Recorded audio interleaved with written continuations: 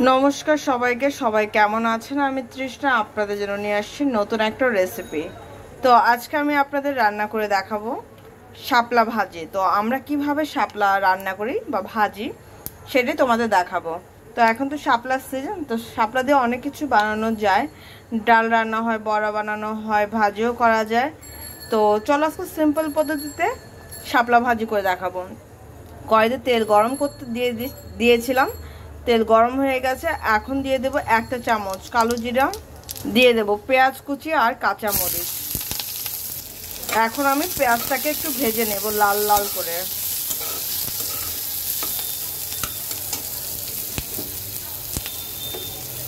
আর দেখো এখানে কিন্তু আমি শাপলাটাকে লবণ আর হলুদ দিয়ে মেখে রেখেছিলাম। এখানে কিন্তু শাপলা থেকে প্রচুর পরিমাণে জল উঠেছিল, আমি যেটা ফেলে দিয়েছি।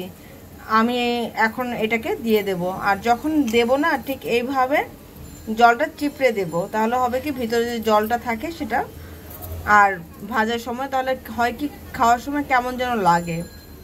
দেখো পেঁয়াজটা সুন্দর করে ভাজা হয়ে গেছে। এখন আমি শাপলাটাকে সুন্দর করে চিপড়িয়ে এর মধ্যে দিয়ে দেব। আমি কিন্তু এর মধ্যে কোনো লবণ দেব না, কারণ আমার এই শাপলাটাকে আমি লবণ দিয়ে মেখে রেখেছিলাম, যার কারণেই কিন্তু জল উঠেছে।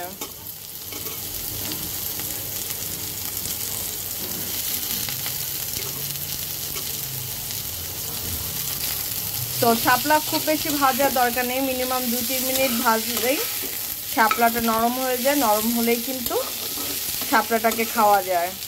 আর মেন যে জিনিসটা, পেঁয়াজটা একটু বেশি করে দেবেন, ভালো লাগে।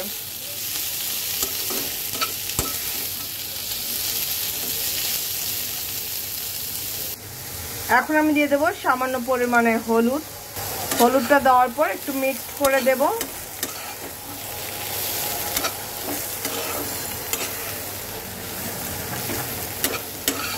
তো শাপলা বটি বা ভাজি কার কার ভালো লাগে? আমার কিন্তু শাপলা খেতে খুব ভালো লাগে। তো শাপলা দিয়ে অনেক ধরনের রেসিপি হয়। শাপলা ভাজি কিন্তু আরেকটা হয়, মাছ দিয়ে করা যায়, সেটা আমি করে দেখাবো একদিন। এখন তো শাপলা এখনো ওঠেনি ভালোভাবে, একটু উঠুক তারপর দেখাবো। এই দেখো আমার ঠিক ভাজিটা ভাজতে লাগলো 3 মিনিট। আমার কিন্তু ভাজি হয়ে গেছে। এখন আমি এটাকে নামিয়ে নেব। তো চলো নামানোর পর তোমাদের সাথে শেয়ার করছি।